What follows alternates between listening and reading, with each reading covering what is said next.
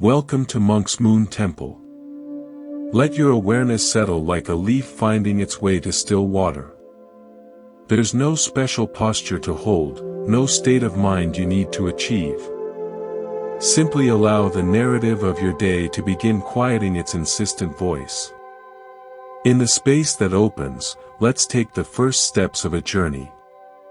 Not to some distant land, but to the vast, often overlooked interior of your own being. Your breath is the guide for this exploration. In and out. And with each cycle, let go of any need to perform, to understand, to fix anything at all. Just listen, as if you're recalling a melody you once knew by heart.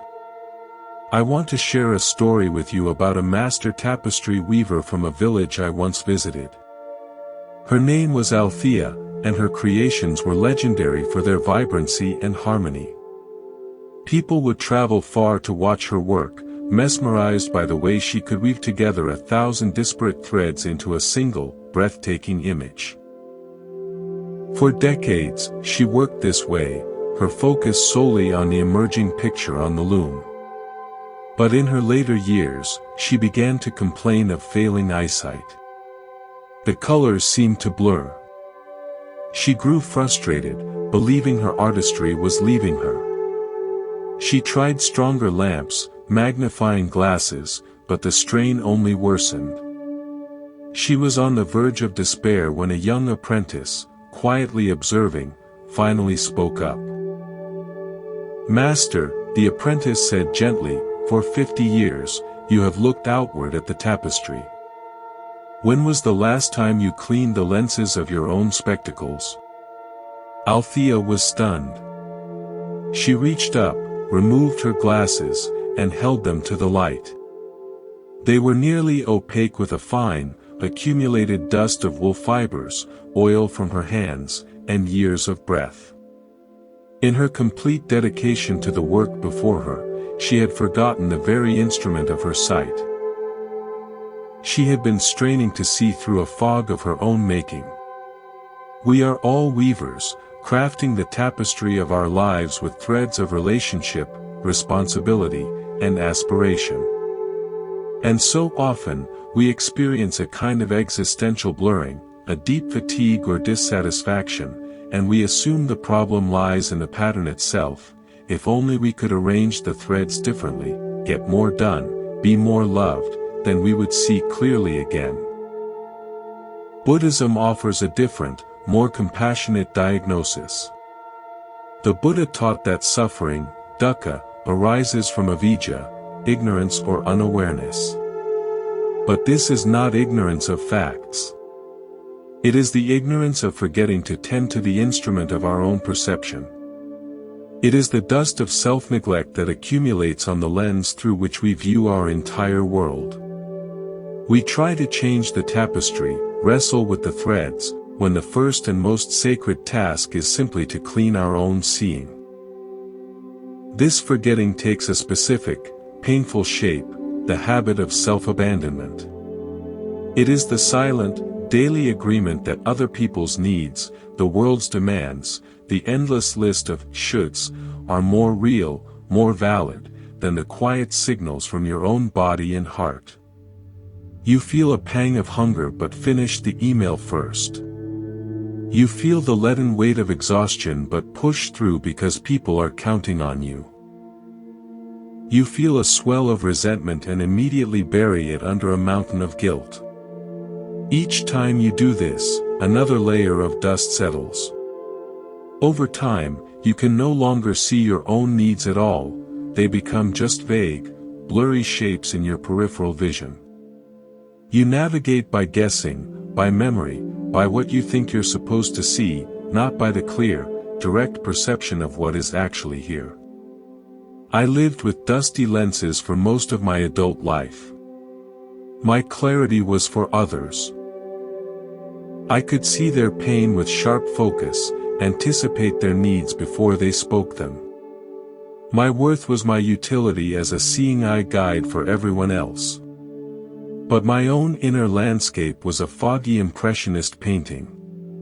Joy, desire, and rest were soft, undefined blobs of color. Anxiety and resentment were just the weather.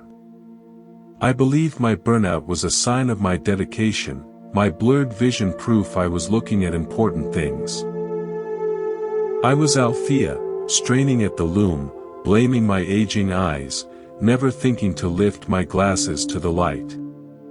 The Buddha's path begins with a simple, revolutionary instruction: come back. Come back to the direct experience of this moment, in this body.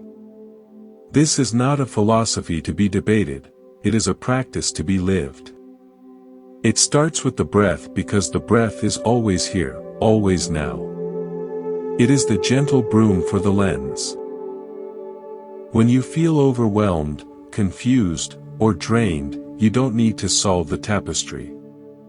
You simply need to remember, I can clean my glasses. You drop your awareness from the tangled story in your mind down into the physical sensation of breathing. You feel the cool air enter, the warm air leave. For those few seconds, you are not the weaver struggling with the thread, you are the one remembering the capacity to see. From this basic act of return, a profound shift can begin. You start to notice the difference between the tapestry, the external circumstances of your life, and the lens, your internal state of being. A difficult conversation is a knot in the weave. Your racing heart and tight jaw are the dust on your lens. Before, you would have tried to unpick the knot with force, adding more frustration dust. Now, you have a new option. You can pause.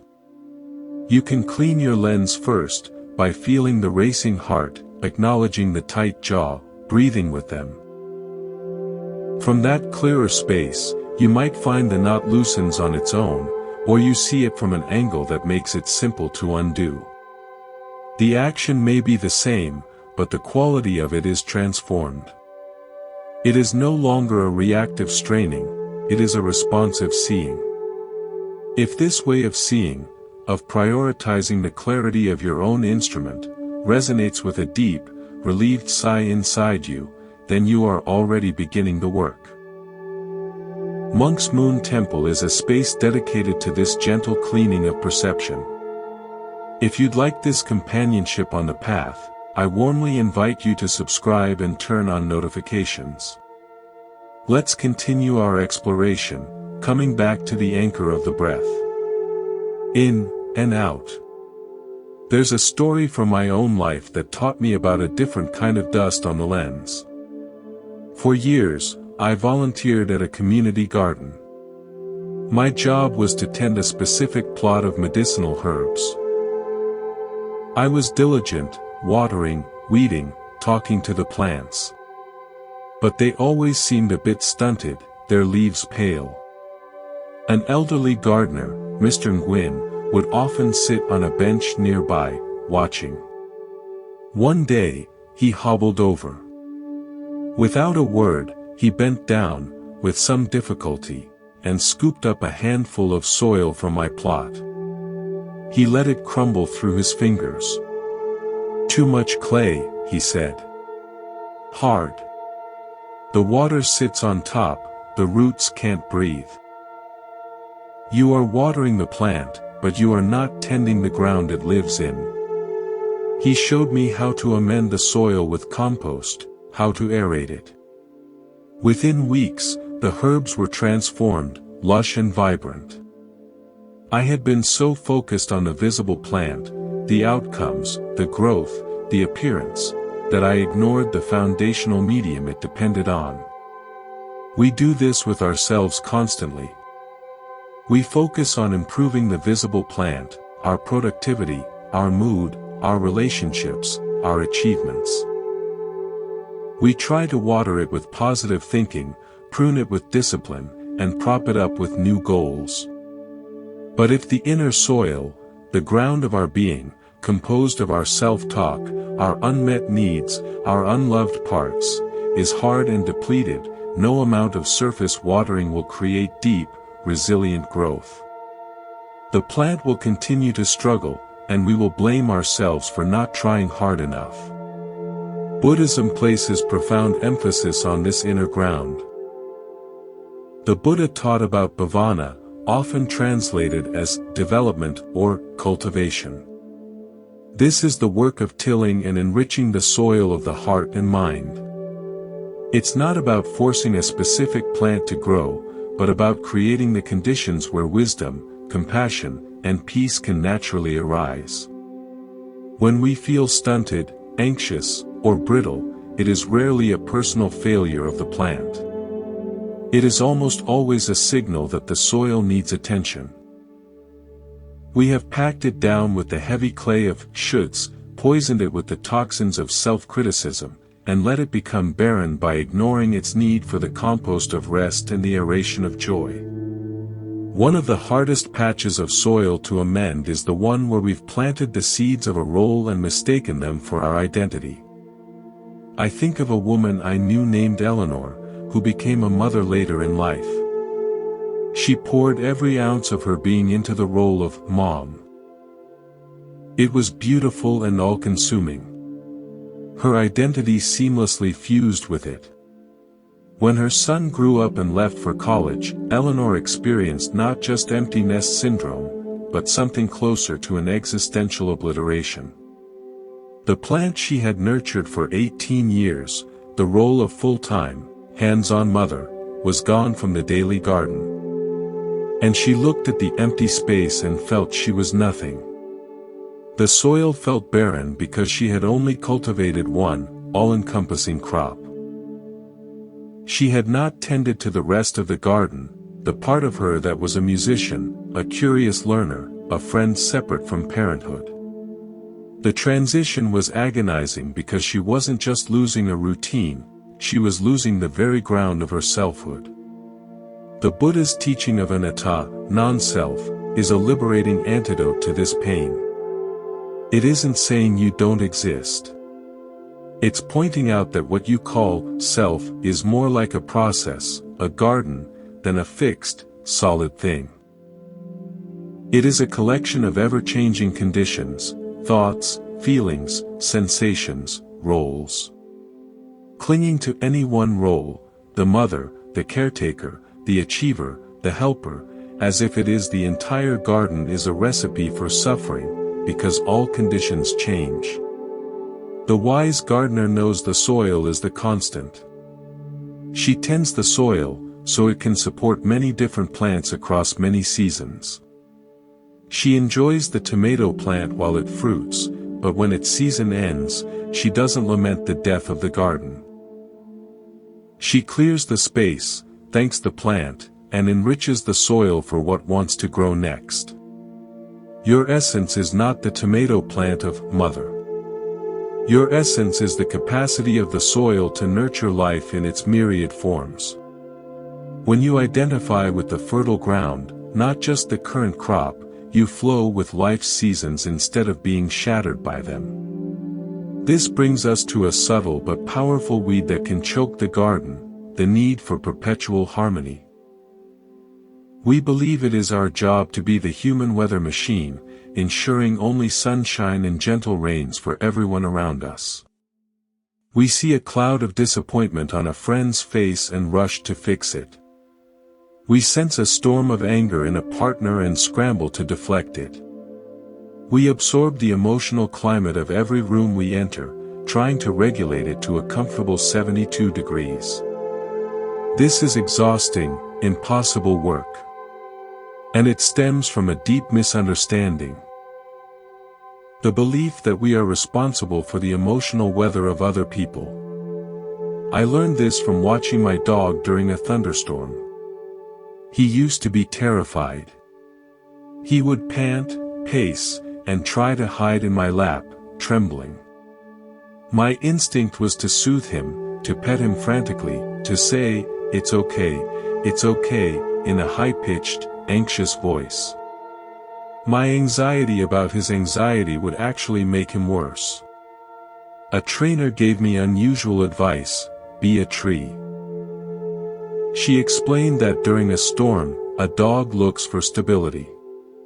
If you are anxious, you are like a shaking leaf, offering no shelter. But if you can be calm, grounded, and present, like a sturdy tree, the dog can lean against you and borrow your stability. The next storm came. Instead of soothing him, I sat on the floor, breathed deeply, and pretended to be a tree. I didn't ignore him, I was present, but I wasn't trying to stop the storm or his fear. Slowly, his panting slowed. He came over and put his head in my lap, and just sighed. The storm was still loud, but he was no longer alone in his terror of it. Buddhism teaches a similar kind of stability with the concept of upekkha, equanimity. Equanimity is not cold detachment. It is the mental and emotional state of being the tree in the storm. It is the ability to be present with the full range of human experience, your own and others, without being knocked over by it, without feeling you have to stop the rain. You can offer shade without trying to control the sky. When you stop taking responsibility for other people's emotional weather, you stop exhausting yourself in a futile attempt to be a deity. You become a sanctuary instead. You offer the far more powerful gift of grounded presence, which allows others the space to feel their own storms without drowning. This practice of being the tree begins, always, with tending your own roots. It means noticing when you are trying to be the weather machine and gently coming back to your own trunk, your own breath. It means allowing others the dignity of their own emotional experiences, trusting they have the capacity to weather them, and knowing your calm, non-reactive presence is the most profound support you can offer. Let's settle back into this space of gentle attention. Feel the breath moving, a quiet tide within you. There is a kind of listening that happens not with the ears, but with the whole body, a receptive, open stillness. I'd like to tell you about a blacksmith I read about in an old tale. His name was Kalen, and he was renowned for the strength and sharpness of his blades. Warriors sought his work, believing his swords brought luck in battle. Kalen's process was a mystery. He would spend hours, sometimes days, not hammering the steel, but simply sitting before the forge, staring into the coals. He would hold the unworked metal in the heat until it glowed a particular shade of orange, then he would swiftly plunge it not into water, but into a trough of pure, cool sand. His apprentices begged him to teach the secret of his timing. "How do you know," they asked, "the exact moment to quench the blade? A second too early and the edge won't hold. A second too late and it becomes brittle." Kalen looked at them, his face lit by the fire's glow. "I do not decide the moment," he said. "The metal tells me. I have learned to listen for its song. When the heat has done its perfect work, the steel itself begins to hum, a quiet, high sound only the heart can hear. I am not the master of the metal. I am the listener for its readiness." We live in a world that prizes the hammer, action, force, decisive will. We believe transformation is something we must do to ourselves. Hammer out our flaws, force ourselves into new shapes, quench our spirits in the cold water of discipline to harden ourselves for life's battles. And we grow brittle. We snap under pressure. Or we remain soft, unable to hold an edge, feeling we've failed to become strong. The Buddha's wisdom offers the way of Kalen, the blacksmith. It is the path of wise listening, of learning to hear the inner song of your own being. The practice is not about imposing a will upon your life, but about developing a profound sensitivity to the right timing, the right conditions, for your own transformation. You learn to sit with the heat of difficulty until it does its perfect work of making you pliable, and then you learn to sense the moment for the quenching grace of release. We miss this song because we are so often hammering. We hammer ourselves with criticism, "I should be over this by now." We hammer others with expectations, "Why can't you just change?" We hammer at problems with frantic, unthinking force. Buddhism teaches the power of vipassana, clear seeing, insight. This insight is not brute intellectual analysis. It is the patient, non-judgmental attention that allows the true nature of a situation, or of your own heart, to reveal itself. It is listening for the song. When you are in conflict, instead of hammering out an immediate solution, can you sit with the heat of the discomfort? Can you listen to what the feeling is truly made of? Is it fear? Is it hurt pride? Is it a boundary singing out to be acknowledged? The answer, the right action, emerges from that listening. It is not forced, it is revealed. I spent years as a terrible blacksmith. I would take the raw material of any emotional discomfort and immediately try to beat it into submission or shape it into something more presentable. Sadness was hammered into false cheer. Anger was pounded flat into passive-aggressive silence. Fear was forged into overplanning and control. I created a suit of armor, not a useful tool. It was heavy, clumsy, and it rang hollow. My breaking point came during a period of grief I tried to manage. I scheduled the sadness, allotted it 15 minutes in the morning, and then hammered on with my day. My body rebelled. It developed a persistent, inexplicable pain in my hands, the very tools I used to do all that hammering. It was only when I finally stopped, exhausted, and simply sat with the molten core of the grief, listening to its terrible, beautiful song, that the pain in my hands began, slowly, to subside. The body was asking me to stop forging and start feeling. This leads us to one of the most tender and misunderstood places in our inner landscape, the sanctuary of sadness. We treat sadness as a problem to be solved, a leak to be plugged, a weakness to be disguised. We rush to offer it distractions, platitudes, or solutions. But what if sadness is not a breakdown, but a profound kind of listening? What if it is the heart's way of humming its particular song, telling you that something precious, a dream, a connection, a version of your life, has passed through the heat of change and is now in the process of being reshaped? The quenching, the cooling, the setting into a new form, requires a period of softness, of vulnerability. Sadness is that soft sand. It is not the enemy of strength, it is the necessary medium that allows a new integrity to form without shattering. There is a small, secluded chapel in the hills where I sometimes go. It is always empty. In one corner, there is a simple wooden bench, and above it, a stained glass window depicting not a saint, but a willow tree bending over a stream. The light through the green and blue glass casts a cool, watery glow on that bench. I don't go there to pray in the traditional sense. I go there to sit on that bench and allow sadness, if it is present, to simply be. I don't ask it to leave or explain itself. I just let it exist in that green-blue light, like a fish moving slowly in a deep pool.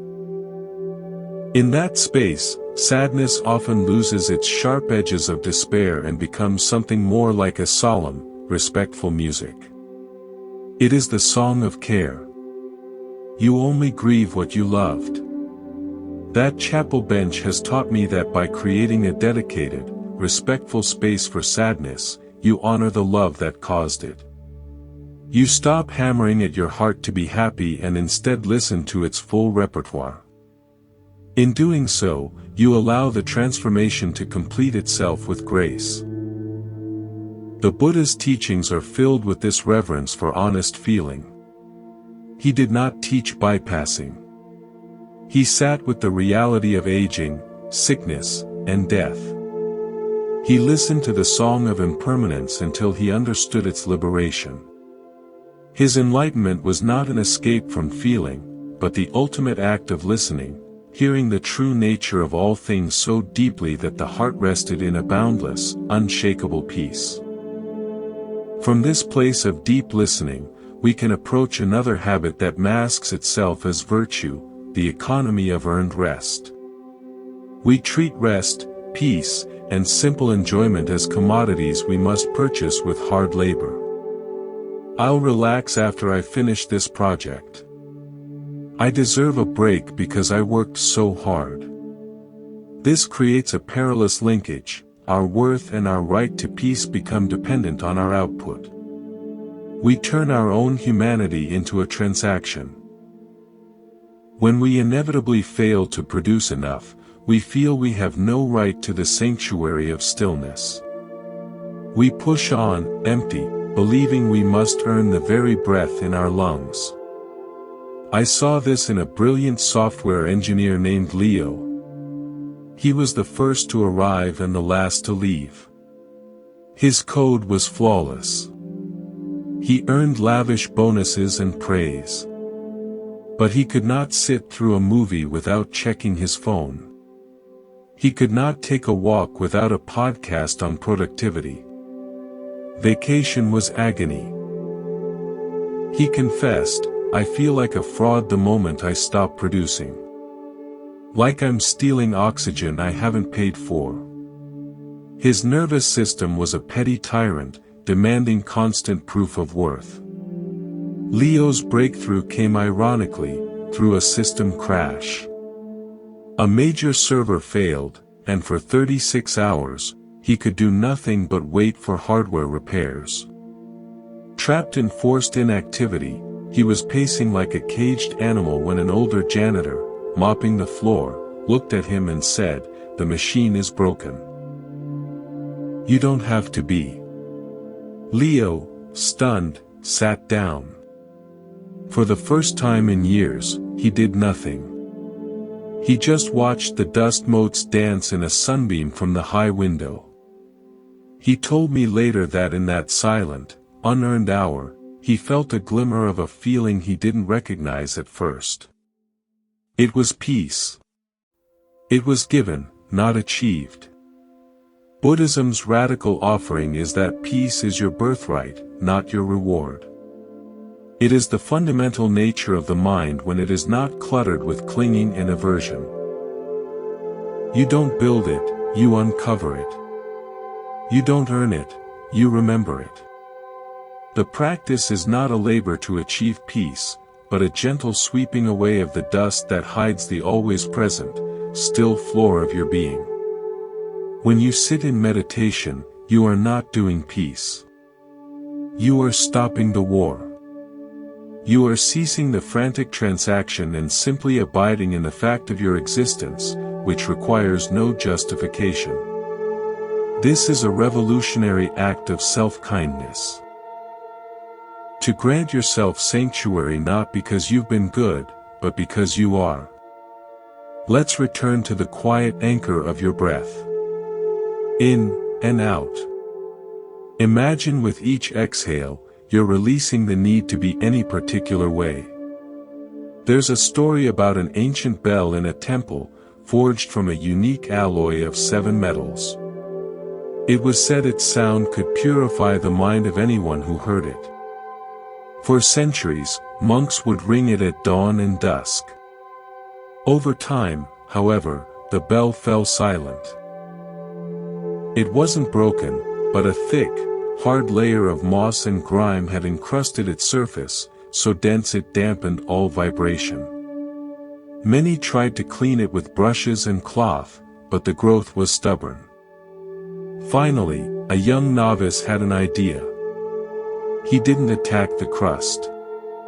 Instead, for weeks, he gently applied a paste of warm oil and soft herbs, letting it soak in. He waited.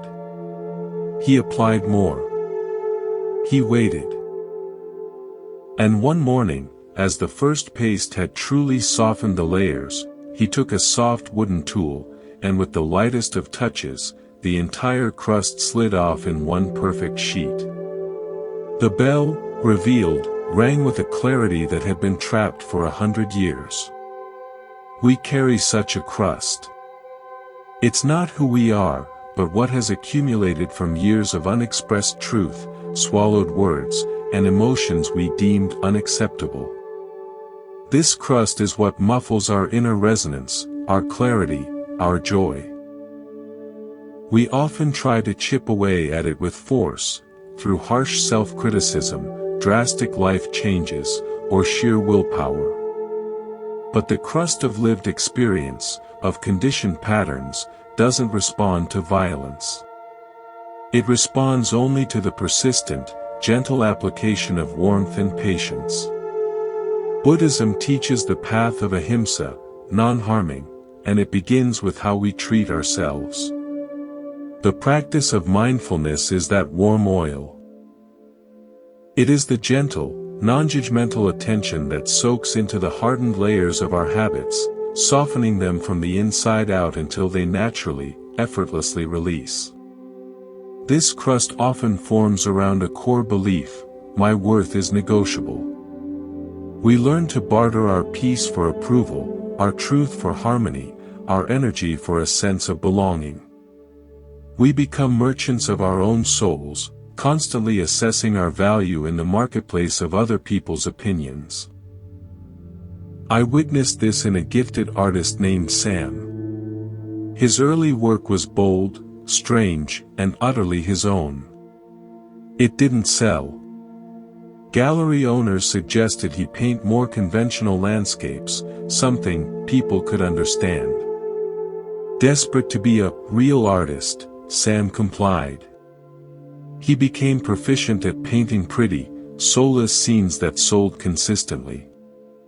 He had a career. But a hollow despair settled in him. He'd look at his popular works with contempt and at his old, unsold canvases with a grief that choked him. He had traded his unique resonance for the dull chime of market approval. His creative spirit was encrusted, silent. The Buddha's teaching on right livelihood extends far beyond our jobs. It's about the integrity of our entire life. Are our actions in alignment with our deepest truth, or are they a negotiation for security and praise? When we abandon our inner truth to fit in or succeed, we aren't just making a compromise, we are applying a layer of grime to the bell of our being. We mute our own unique sound. The pain that follows, the depression, the anxiety, the numbness, is not a sign of failure. It is the muffled bell, still trying to ring, its vibration turning inward as suffering. The healing is not about blaming the marketplace or the gallery owners. It is about applying the warm oil of self-compassion to the place where you agreed to the trade. It's about gently remembering the original sound and having the patience to soften the layers that hide it. This work requires us to face a guardian of the crust, the inner accountant. This is the voice that keeps a meticulous ledger of every kind deed, every sacrifice, every moment of patience, and expects a precise return on investment. When we give from this place, we are not giving. We are extending credit. We wait, consciously or not, for the thank you, the reciprocal favor, the recognition. And when the balance isn't settled, resentment accrues with compound interest. My grandmother was like this. She would cook feasts for the family, clean our homes while visiting, and give generously. But later, in private, the ledger would come out. After all I did, they didn't even call.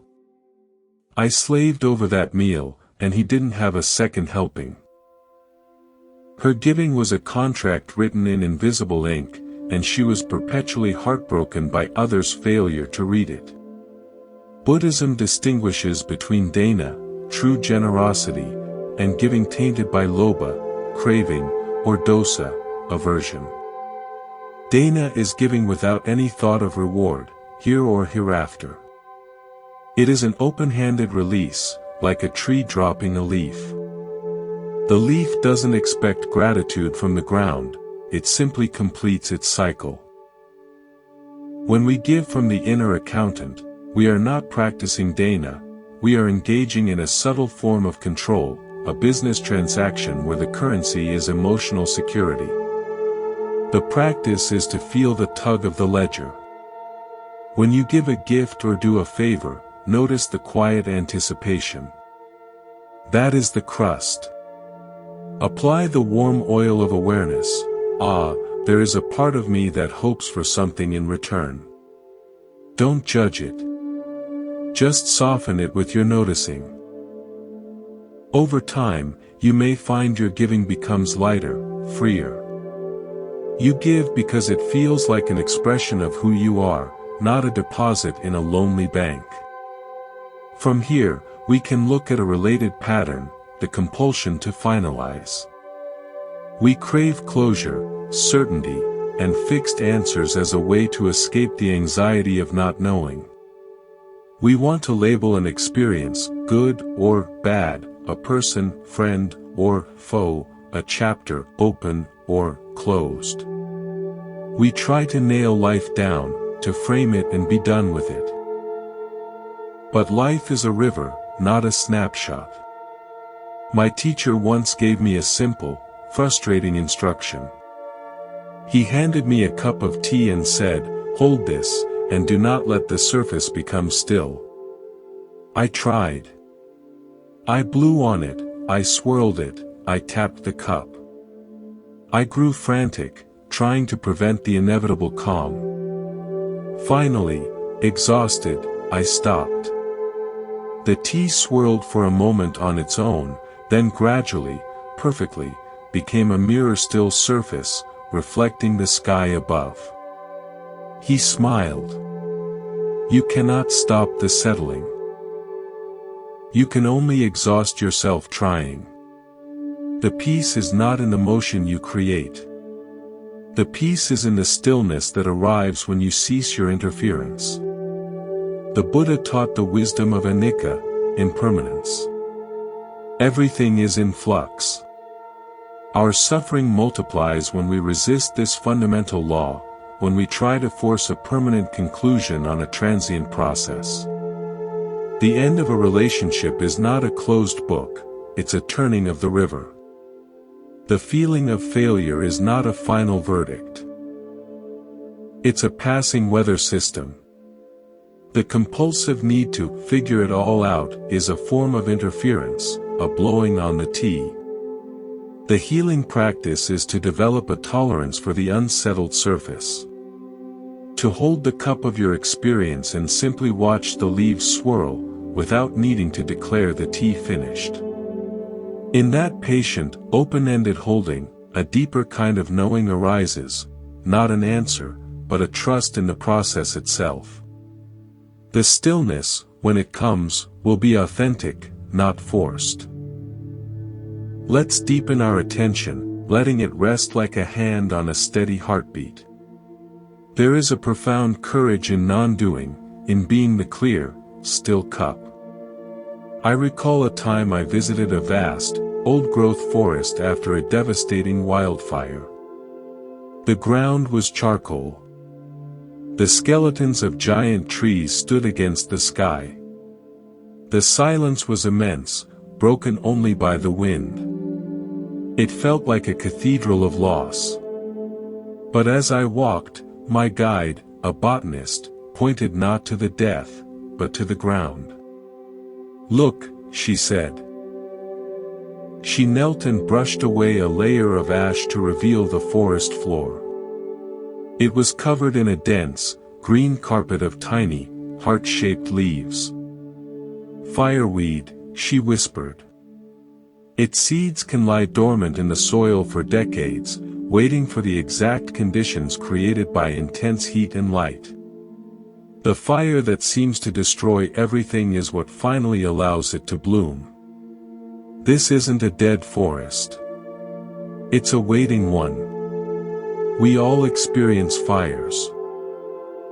Loss, failure, heartbreak, periods of utter burnout that blacken our inner landscape.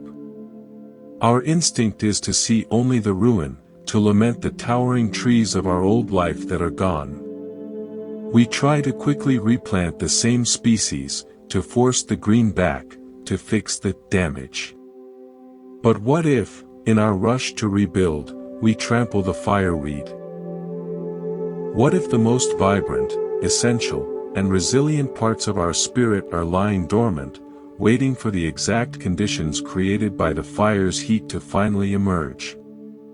Buddhism does not shy away from suffering, it investigates it as the necessary heat that can catalyze awakening. The first noble truth acknowledges the fire. The rest of the path is about learning to tend the waiting seeds in the scorched earth, not just mourn the lost trees. One of the seeds that often waits is authentic desire. We are taught to mistrust our wants, to see them as selfish, distracting, or sinful. So we bury them under layers of should and obligation. The fire of crisis, however, burns away those superficial layers. In the stark clarity of the ashes, a simple, undeniable want might speak for the first time: I want rest. I want to create. I want to be alone. I want to play. These are not the flames of greed. They are the green shoots of the fireweed, honest, life-affirming, and crucial for the ecosystem of your soul to regenerate. Your deepest, most authentic desires are not enemies of the spiritual path, they are its compass. They point toward the conditions your unique being needs to thrive. I met a man named Ben after he lost his high-pressure corporate job. For months, he was depressed, seeing himself as a failure. In therapy, he was asked a simple question. When you were a boy, what did you do for hours without noticing the time? Ben, after a long pause, said, I built elaborate model ships. In bottles. It was a want so simple and irrelevant to his adult identity, he'd forgotten it existed. As a tentative step, he bought a small kit. The first hour he spent on it, he experienced a focus and quiet joy he hadn't felt in 20 years.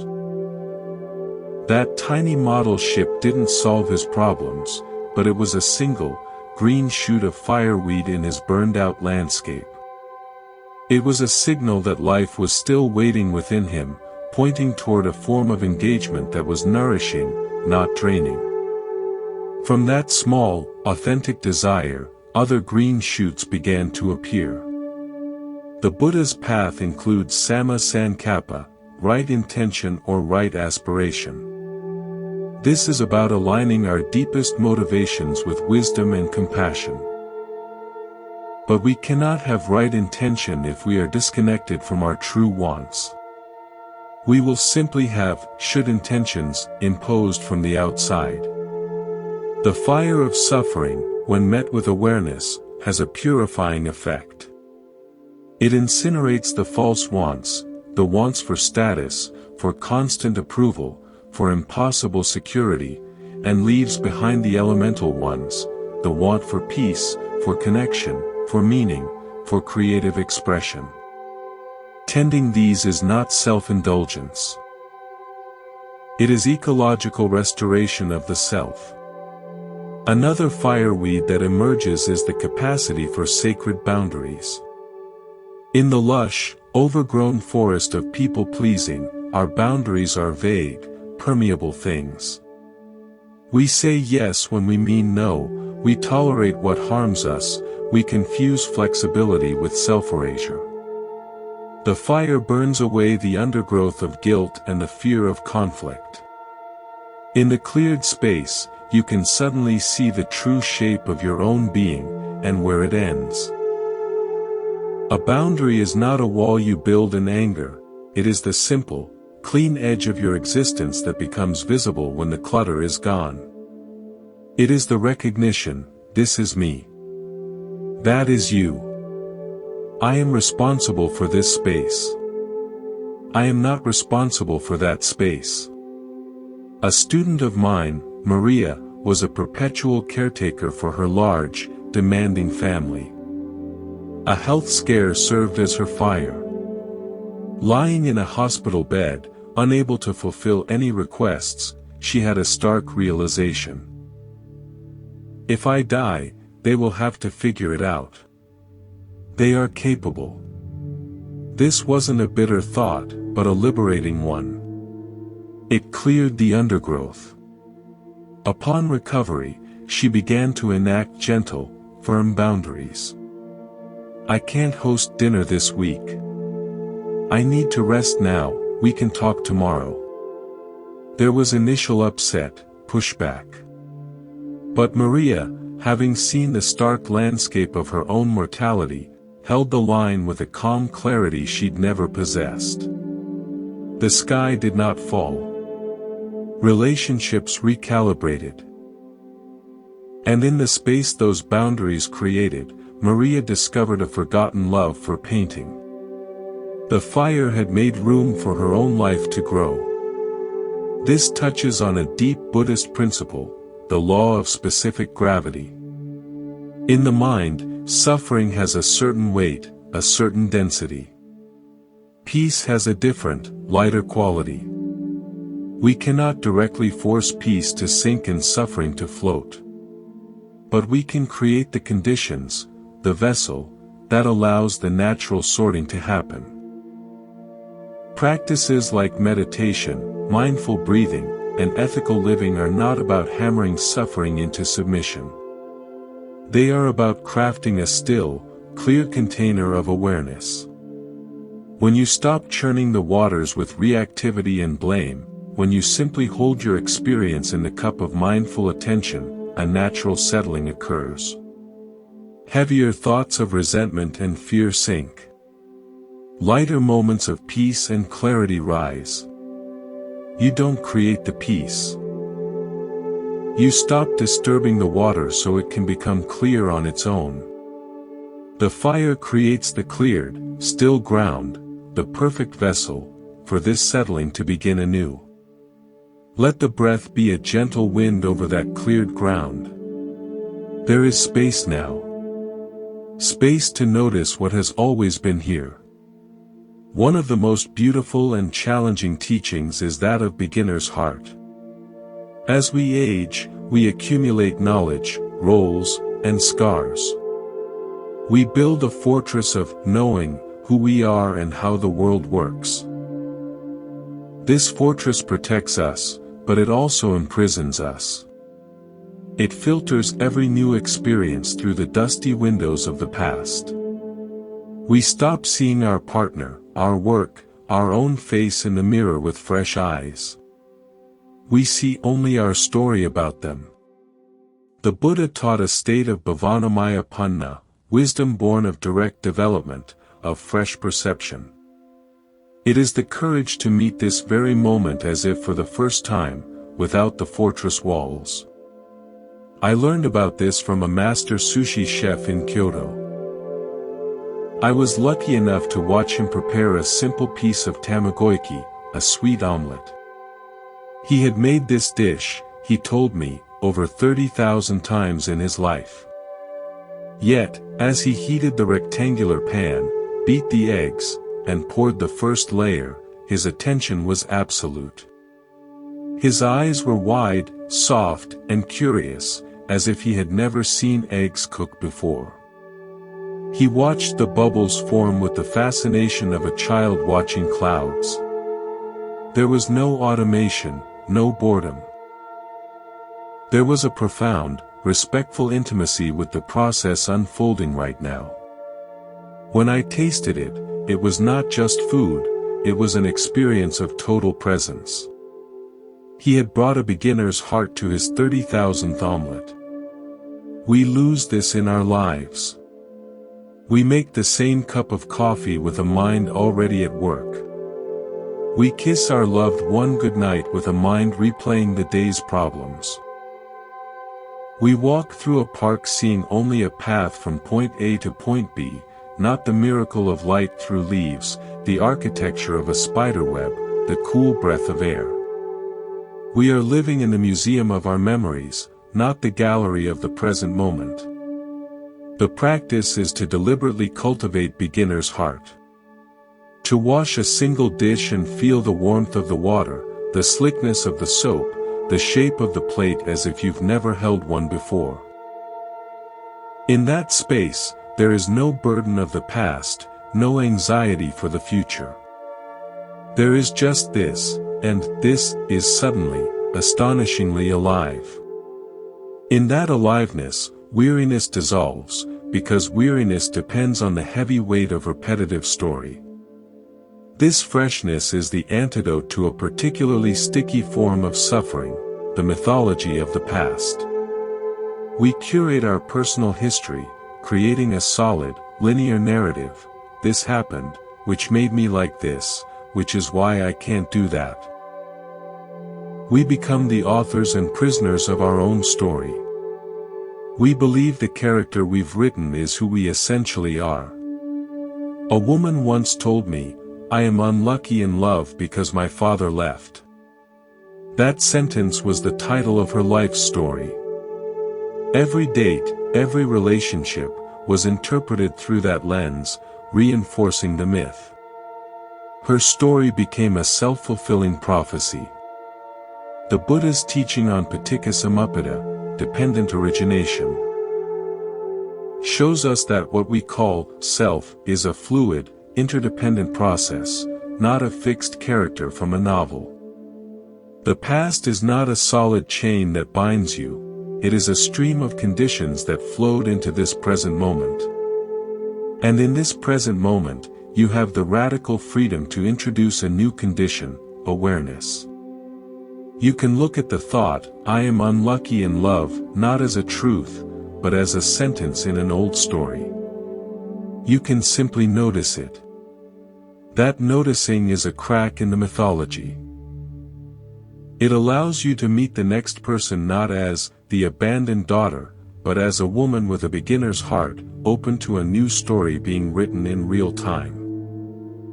From this place of present moment openness, we can address a modern epidemic, the trance of urgency. We live in a culture that worships speed and confuses urgency with importance. Our devices ping with instant demands.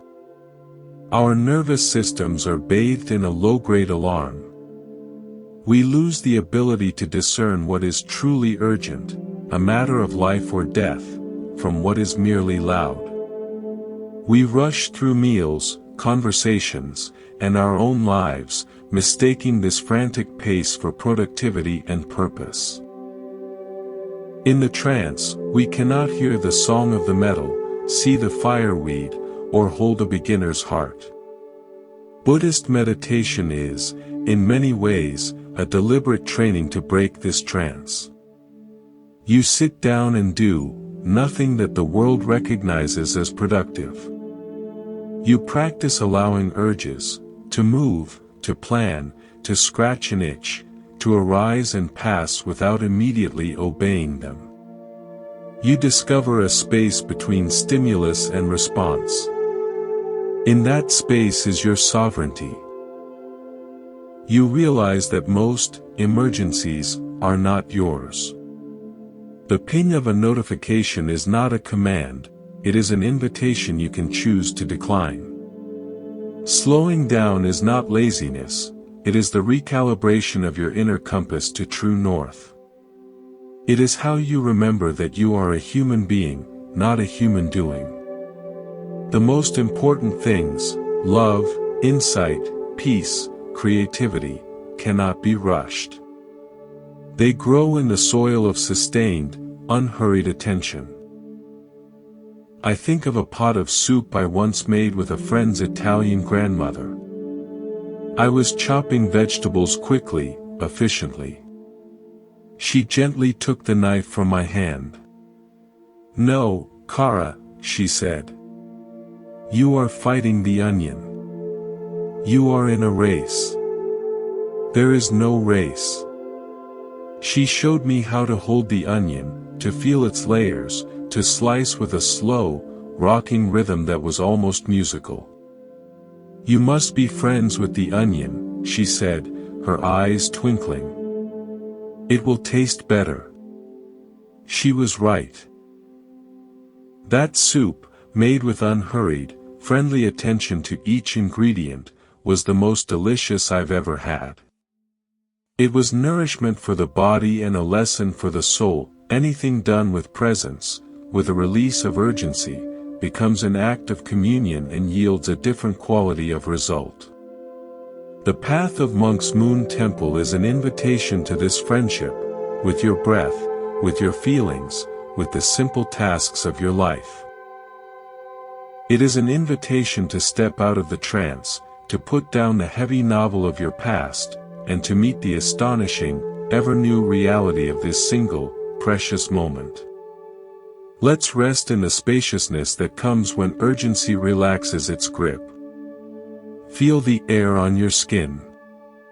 Hear the subtle sounds around you. In this quieter space, we can explore a force that shapes so much of our hidden suffering, the architecture of expectation.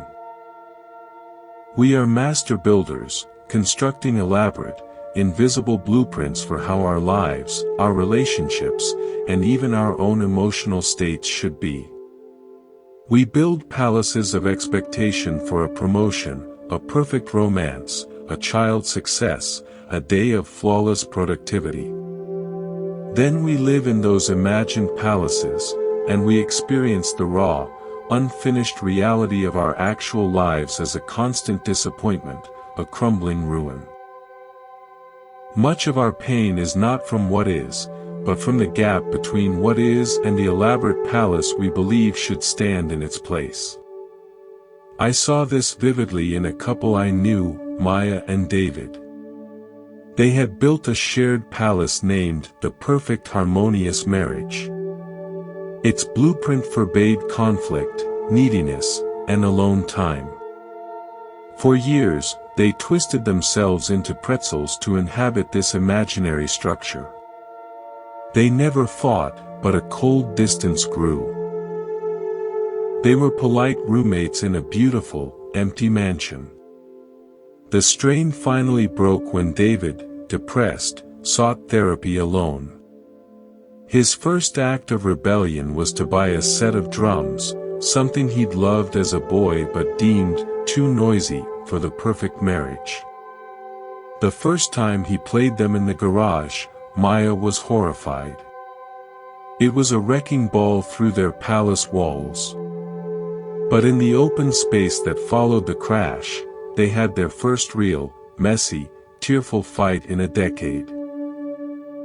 And from that rubble, they began, tentatively, to build something real, a humble, imperfect, but authentic home where both of their true selves could actually live.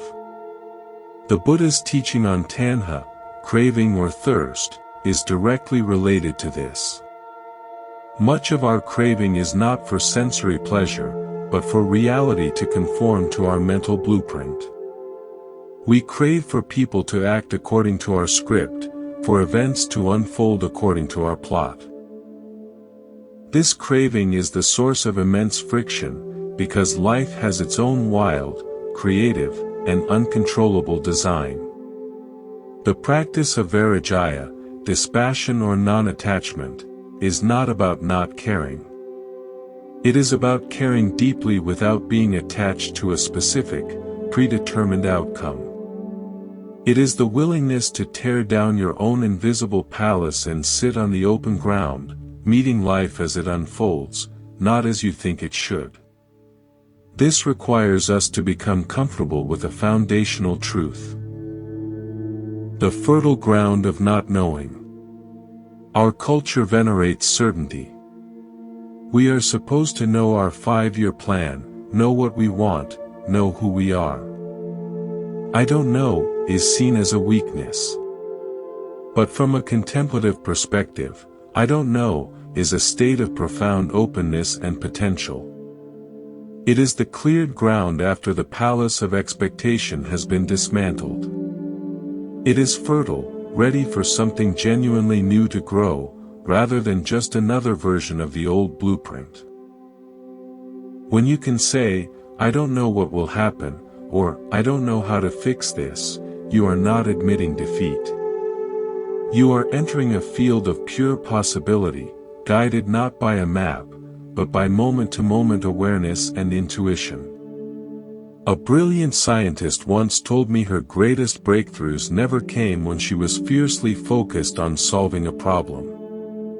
They came in the shower, on a walk, in the drowsy space before sleep. When her grasping, problem-solving mind had given up, and she had entered a state of humble not knowing. In that soft, receptive space, the insight would often arrive, unbidden and perfect. The mind, when it stops trying to force knowing, becomes a clear channel for wisdom. This leads us to a tender and crucial practice, holding ambivalence. We want our feelings to be pure and clear. We want to be wholly in love or decisively out. We want to be confident in a choice, not torn. But the human heart is a complex ecosystem. It is possible to love someone and be frustrated by them. It is possible to be grateful for your job and yearn for something else. It is possible to be excited about a change and terrified of it. This ambivalence isn't a sign of being broken or indecisive, it is a sign of being alive to complexity. The suffering comes when we try to amputate one side of the feeling to achieve a false purity. I shouldn't feel angry if I love them. I must be ungrateful if I'm not happy here. Buddhist psychology allows for this multiplicity. It doesn't ask you to have only skillful emotions. It asks you to hold all emotions with mindfulness. You can create a spacious container within yourself where love and frustration can coexist without canceling each other out. You can acknowledge, there is love here. And there is frustration here. Both are true. This is not a contradiction, it is a completion. When you stop fighting the ambivalence, the internal war ceases. From that peace, the right action, which may honor one feeling more in a given moment, can emerge from clarity, not from the suppression of a bad part of yourself. Finally, we come to a liberating reframe, viewing your patterns as echoes, not enemies. We often hate our reactive patterns, our quick temper, our tendency to hide, our people-pleasing. We see them as flaws to be eradicated. But what if these patterns are not your essence, but echoes? An echo is the sound of your original voice bouncing off the walls of old wounds, past conditioning, and unmet needs. Your quick temper might be the echo of a child who was never heard, now shouting to ensure it's noticed. Your people-pleasing might be the echo of a child who learned that love was conditional on service. When you hear an echo in a canyon, you don't shout at it to stop. You understand it's a reflection. You might even change your original voice to change the echo. The practice is to listen to your reactive pattern not with hatred, but with compassionate curiosity. Ah, this is the echo. What is the original pain? What is the old wall it's bouncing off of? In this listening, you stop identifying as the echo. You are the one hearing it. And as the one hearing, you can offer kindness to the original wound, softening the wall, so that the next time you speak, your voice comes out clear, direct, and true, with less distortion. Let your awareness be soft and receptive, like deep listening. In this space, we turn to a profound, often overlooked teacher, the wisdom of the body. We are raised to live in our heads, to analyze, plan, and think our way through life. The body becomes a mere vehicle, an appliance to be managed, fueled, and decorated. When it sends signals of pain or fatigue, we often see it as an inconvenience, a machine breaking down. But the body is not a machine. It is an ancient, intelligent field of direct knowing. It is the primary ground of your present moment experience. Every emotion, every thought, has a corresponding sensation in this physical field. Anxiety might be a fluttering in the chest. Grief might be a hollow ache in the belly. Peace might be a softening in the shoulders. The body speaks a language of sensation, and we have largely forgotten how to listen.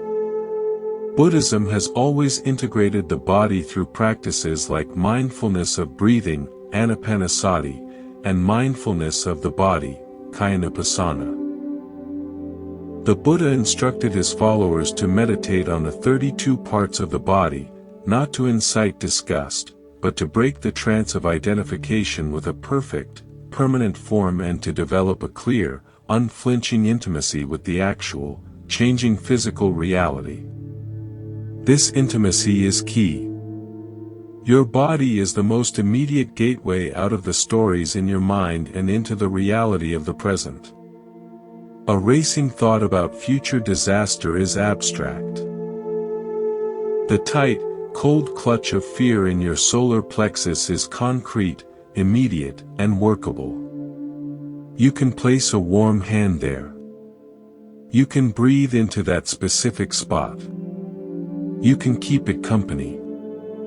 This is how suffering is met and transformed, not by arguing with thoughts, but by tending to the embodied feeling. I learned this from a master dancer who had survived a serious injury. She told me that during her long rehabilitation, she had to learn to walk again not by thinking about it, but by feeling. I had to listen to the whisper of a muscle before it contracted, she said. I had to sense the alignment of a bone through pure proprioception. My mind's idea of walking was useless. My body's innate intelligence was my only guide. She said the injury, while devastating, gifted her a profound conversation with her physical being that her decades of professional performance never had. She no longer used her body, she collaborated with it. We are all recovering from a kind of disembodiment. We ignore the body's whispers until they become screams, headaches, chronic pain, burnout, illness. The practice of embodied awareness is the slow, gentle rehabilitation of this connection. It can start simply. Right now, as you listen, can you feel your sit bones making contact with the surface beneath you? Can you feel the air moving in and out of your nostrils? Can you notice the subtle play of temperature on your skin? This is not a distraction from important mental work. This is the foundation of all wisdom.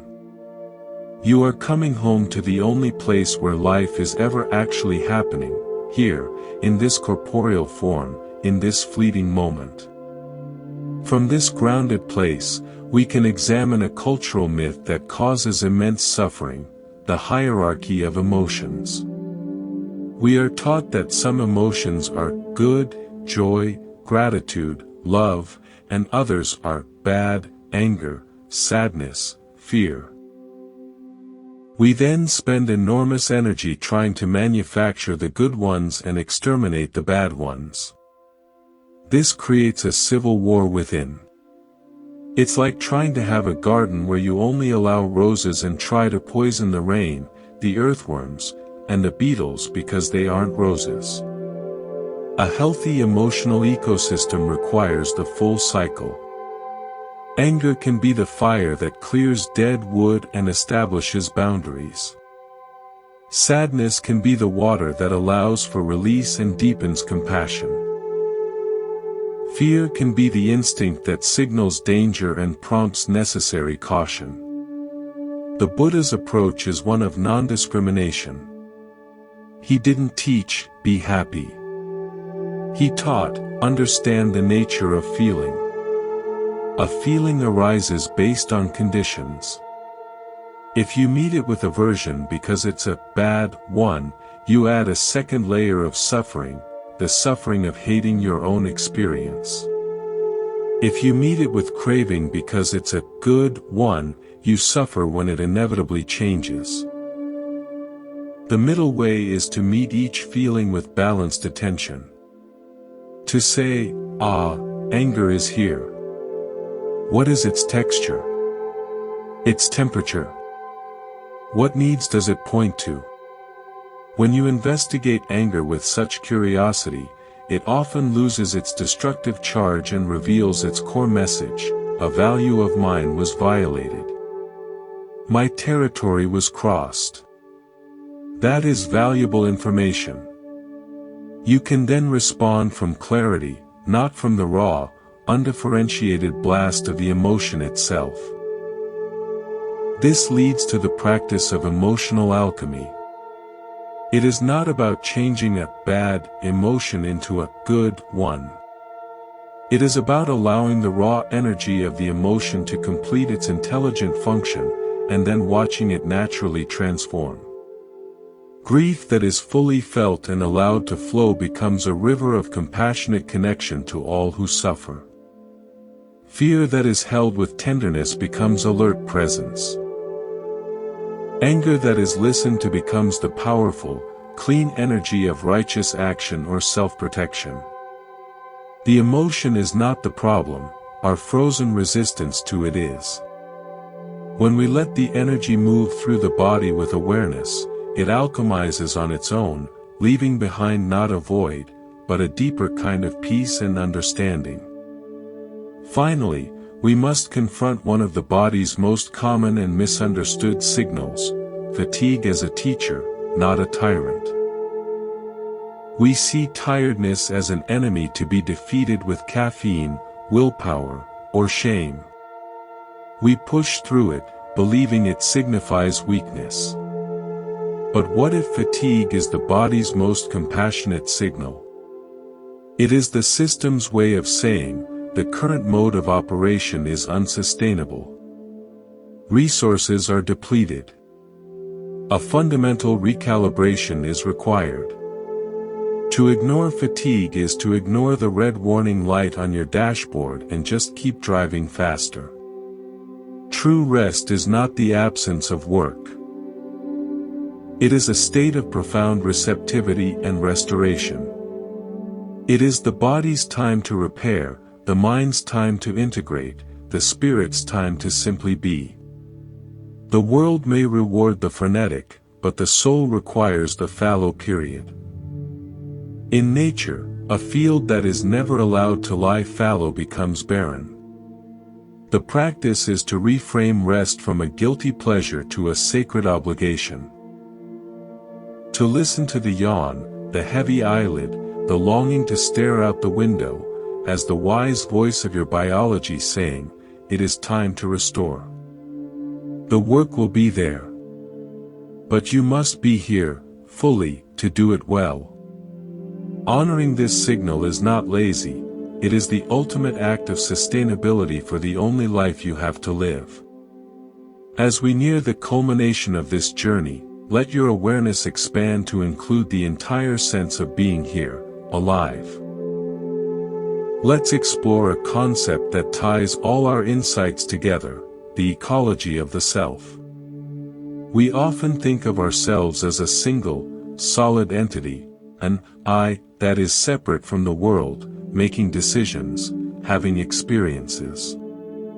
But what if you are less like a lone tree and more like a forest? A complex, interconnected ecosystem of thoughts, feelings, sensations, memories, roles, and energies, all existing in dynamic relationship.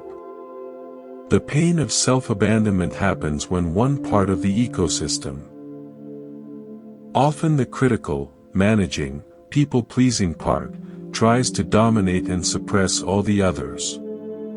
It tries to cut down the unproductive trees of rest, wall off the messy wetlands of emotion, and poison the dangerous undergrowth of desire. This creates a monoculture of the mind, which is fragile and devoid of true vitality. Buddhism's teaching of anatta, non-self, points to this ecological truth. There is no single, permanent tree that is you. There is the interdependent, ever-changing life of the forest. Enlightenment, from this view, is not the discovery of a hidden, special tree at the center. It is the harmonious, balanced functioning of the entire ecosystem, where each part is allowed its natural expression without one tyrannizing the others. The critic can have its say without ruling. The childlike wonder can play without being shushed. The grief can reign without causing a flood. Your work is not to find your true self, but to become a wise and compassionate steward of your entire inner ecology. I saw a powerful example of this in a retired general who came to a meditation retreat. He was used to a rigid hierarchy of command and obedience. His inner world was run the same way. Meditation was torture for him because it was a coup against his inner general. Thoughts and feelings rebelled, refused to fall in line. He was at war with himself. The breakthrough came when a teacher suggested, instead of commanding your breath, try following it. Instead of suppressing a thought, invite it for tea. You are not conducting a military parade. You are walking through a lively village. Say hello to everyone. This shift from dictator to curious village elder changed everything. He began to meet his anxiety not as a disobedient soldier, but as a scared villager needing reassurance. His rigidity softened into a wise, inclusive presence. From this ecological perspective, we can reframe our life's purpose. It moves from achieving and acquiring to cultivating inner climate. You cannot control the external weather, the events, the other people, the surprises of life. But you have profound influence over your inner climate, the atmosphere of your mind and heart. Is it a climate of scarcity or abundance? Of hostility or friendliness? Of urgency or patience? Of contraction or expansion? Your daily practices. Mindfulness, compassion, ethical action, are like tending a garden. You are not building a fortress against the world, you are creating a microclimate within yourself that is conducive to peace, clarity, and resilience. Then, when the external storms come, you have a sheltered, fertile inner space where you can weather them and even find nourishment in the rain. This brings us to the essence of spiritual maturity, the capacity to hold the paradox. Life is not a problem to be solved, but a mystery to be lived, and that mystery is full of seeming contradictions. You must accept yourself completely and wish to grow. You are intimately interconnected with all life and utterly responsible for your own inner climate. You must practice non-attachment and engage with deep passion. You are both insignificant in the cosmos and the entire cosmos expressing itself uniquely as you. The mind that needs everything to be neat, consistent, and black and white will shatter against these truths. The heart that can expand to hold the paradox finds a peace that is not dependent on resolution. A profound story comes from the Hasidic tradition, but it reflects this Buddhist wisdom. A student asks the rabbi, why does the Torah say, serve God with all your heart? What does all your heart mean? The rabbi replies, it means you must serve God with your Yetzer HaTov and your Yetzer Hare, with your good impulse and your evil impulse. The student is confused. How can you serve God with the evil impulse? The rabbi says, when you feel a surge of anger or pride, that is a great energy. Do not let it act out harmfully. But do not waste it. Take that fierce energy and use it to passionately defend someone who is vulnerable, or to stubbornly persevere in your spiritual practice when you want to quit. Transmute the coal into a diamond. This is the alchemical work. It's not about having only pure motives. It's about taking the full spectrum of your human energy. Your anger, your fear, your desire, your love, and learning to channel it all toward wisdom and compassion. Your so-called flaws are not enemies, they are unrefined fuels. Your spiritual practice is the refinery. Finally, we arrive at the most practical of all insights: freedom is a moment-to-moment choice. We wait for freedom to arrive when circumstances change, when we have more money, when the pandemic ends, when we find the right partner, when we lose weight, when we retire. This is the great delusion. Freedom is not a destination, it is the quality of your relationship with this moment. It is the choice, right now, to meet an unpleasant sensation with curiosity instead of aversion. It is the choice to pause before reacting in anger. It is the choice to put down the burden of someone else's expectation that you've been carrying. It is the choice to take one conscious breath. This choice is available to you in every second, regardless of your external conditions. The path isn't about reaching a future state of bliss. It is about recognizing and choosing the freer option, the kinder option, the more aware option, in the endless series of nows that make up your life. Let's arrive here, together, in this final moment of our shared exploration. Feel the fullness of your presence, the simple fact of your aliveness. All the stories, the insights, the metaphors. They are not doctrines to believe, but tools to help you remember what you have always known deep within the forest of your being. The core message of Monk's Moon Temple, echoing the Buddha's own, can be distilled into a single, compassionate imperative: stop abandoning yourself. Your healing, your peace, your freedom, does not lie in becoming someone else, somewhere else. It lies in ending the long exile and coming home to the truth of who you are, right here, right now. We began with the lighthouse keeper who forgot his oil, and we end with the understanding that you are both the keeper and the light and the oil. The separation was an illusion. Tending your light is not selfish, it is the most fundamental service to a world that needs illumination, not more exhausted, dimmed-out beings. Choosing yourself is not an act of withdrawal from the collective, but an act of profound contribution. You stop leaking pain, expectation, and neediness into the shared atmosphere. You become a clear, stable source of attention and care. A healed person creates a field around them where others, perhaps without knowing why, feel safer to breathe, to be themselves, to heal. So, what does this look like in the grit and grace of daily life? It looks like the courage to honor your necessary no. This is not a no of rejection, but a no of discernment, a sacred yes to your own integrity.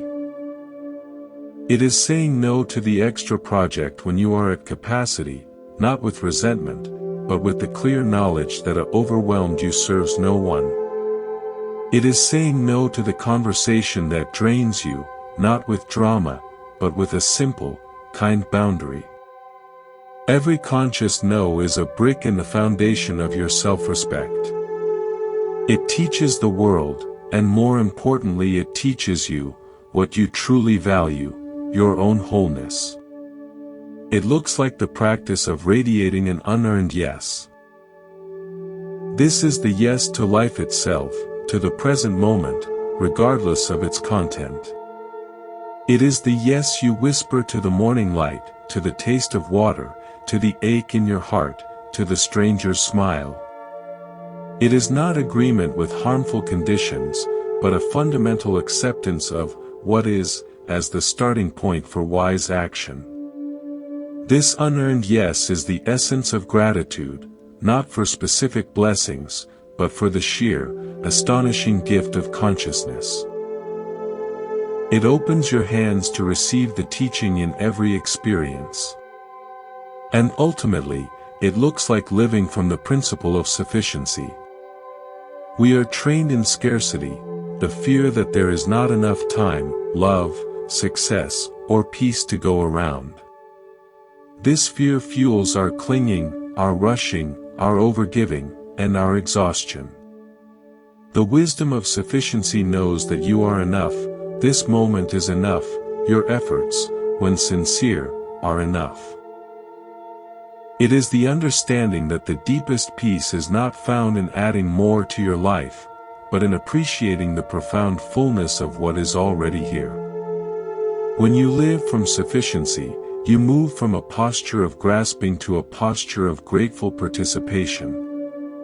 You give not from emptiness trying to be filled, but from fullness naturally overflowing. As we close, let me leave you with one last, simple story. There was a man who spent his life searching for a mythical jewel said to grant perfect peace. He crossed deserts, climbed mountains, and sailed oceans. In his old age, weary and empty-handed, he returned to his childhood home. As he cleaned out the dusty attic, he moved an old trunk. Beneath it, glued to the floorboards by time, was a small, ordinary-looking stone. He pried it up. As he held it in his palm, wiping away the grime, the late afternoon sun hit it through the attic window. And from within that plain stone, a light erupted, a dazzling, prismatic radiance that filled the room with colors he had never seen. The jewel had been there all along, in the very place he began, waiting only for his return and his noticing. Your peace, your wholeness, your freedom, it is not a distant jewel on a far-off mountain. It is the innate radiance of your own aware heart, perhaps hidden under layers of dust, waiting for your gentle, patient attention. The entire path is a returning, a remembering, a cleaning of the window so your own light can shine through. Thank you for walking this path with me at Monk's Moon Temple. If these reflections have been a companion to you, if you wish to continue this journey of gentle remembering, I invite you to subscribe. Walk gently in the world. Stay honest with your heart. And remember, in every breath, you have the choice to come home.